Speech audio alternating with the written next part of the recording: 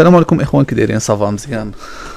اليوم المهم جيت لكم واحد الفيديو جديد وجيت نجرب لكم خريطه المغرب في اورو تراك سيميليتر، ومنها قلت في عود ما غنبقى يعني غادي غير كنسوق هكا باش ما يجيكمش الملل. نعاود لكم واحد القصه، المهم قصه ماشي ديالي شخصيا ولكن غنعاودها لكم بحال راه طرات لي انا باش تجيكم سهله في الفهم. المهم قصه عندها معاني بزاف، وكاينين قصص كثيره على الناس اللي تيدويو على السحر، منهم النساء منهم الرجال، اغراض معينه وباش يضروا بها الناس اخرين. مثلا كتلقى المراه كتسحر لراجلها، الراجل كيسحر لمراتو، الام باش تبعد ولدها على شي وحده هو تيبغيها، الراجل يسحر لصاحبه باش يطلق مراتو. ويقول الله تعالى: فيتعلمون منهما ما يفرقون به بين المرء وزوجه. هادشي كامل اللي غادي تشوفوه في هاد القصه واقعي وحقيقي، واخا هو قريب للخيال حيت ما مجربوش، ونتمنى حتى شي واحد ما يجربو. المهم قبل ما نبداو القصه بغيت نقول لكم الساحر كيفاش كيولي ساحر. اولا خصو يكون عنده اسرار، ما تكونش عنده الحشمه الضمير، وما عندوش احساس الرحمه ولا شفقه، ويكون عدو لكل الاديان، يكون مستعد انه يدير اي جريمه، يكون بحال الزباله حاشاكم، يعني حوايجو ديما موسخين، ويتحرم على جسمه الماء الصابون، تكون ريحته خانزه ديما. ديك الساعه غادي يقدر يشوف المخلوق اللي لعنه الله اللي هو الشيطان. اولا خاصو يكون عنده كتب ديال السحر غاليه، يخرج بالليل يمشي لشي بلاصه مهجوره، دار ولا خربه فيه شي زباله او حمام، او كتلقى شي دار ديالهم هكا كارينها مهجوره، شي بلاصه خاويه.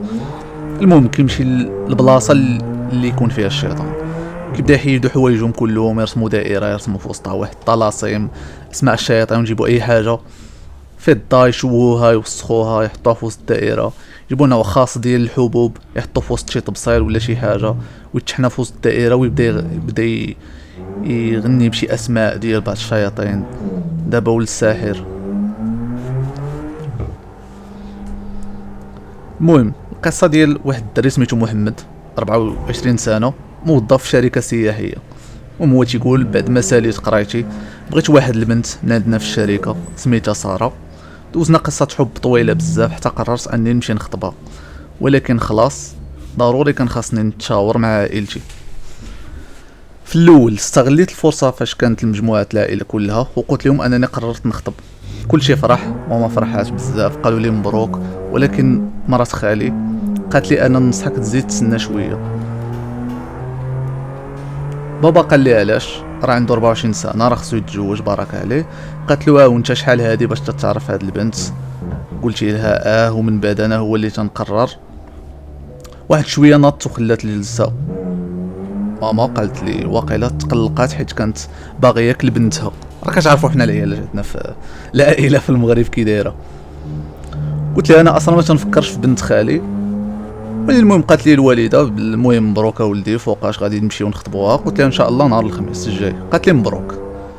قلت انا كنوجد راسي، كنت فرحان بزاف. جا نهار الخميس، اصلا حنا كنا غاديين باش نتعرفوا على دار العروسه، ومضات معايا العائله كامله. وصلنا للدار ساره، كان الناس كلها فرحانين صراحه، الناس استقبلونا مزيان. هضرت مع الاب ديال ساره، كانوا ناس ظريفين بزاف. الاب ديال ساره وافق الحمد لله، ولكن اللي باليا هو ان مرات خالي ناضت وجرات ساره للجنب، قالت لها: لبسي هاد الخاتم، بغيت نشوف كي غادي يجي معاك، يمكن غادي يجي معاك هكا تيستي وصف. ساره لبساتو، قالت لها: هذا كادو من عندي، الخاتم انا كان بالنسبه لي شي حاجه زوينه من مرات خالي. صافي داز النهار على خير. بالليل ساره اتصلت بيا وكانت فرحانه بزاف.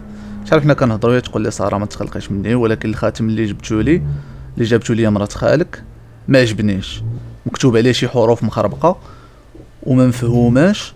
قلت ليها مزيان انها جابتو، كتر خيرها. قالت لي: ويلي فين مشى الخاتم؟ انا عاد كنت حاطه حدايا. المهم الخاتم اختفى، يعني ما بقاش كيبان لي الخاتم عندها في البيت. وانا بالطنز ديالي باغي نطنز عليه وكذا نلطفوا الاجواء، ضحكت. قلت لها: واقيلا جات وخداتو من عندك. من واحد شويه، المهم هنايا صوت ساره تقطع، يعني ما بقاش كتسمع ليك الو الو الو، ما كاين حتى شي واحد ما كيجاوب حتى شي واحد. يعني قطعت التليفون، عاود صونيت، ما كيجاوبني حتى شي واحد. بكل بساطه، يعني بحال بنادم ما بقاش معاك في ديك لابيل ولا شي حاجه. والمشكل الوقت كان معطل، يعني الليل ماشي عاد الصباح، راه زعما شي حاجه عاديه. صونيت على باها فيقتو، قلت لها راه كنت كنهضر مع بنتك، راه اش كاين شطره، راه كنصوني لها ما بقاش كتجاوب، وتقطعت لابيل هكا غير هكا، يعني تقطعت لابيل بوحدها.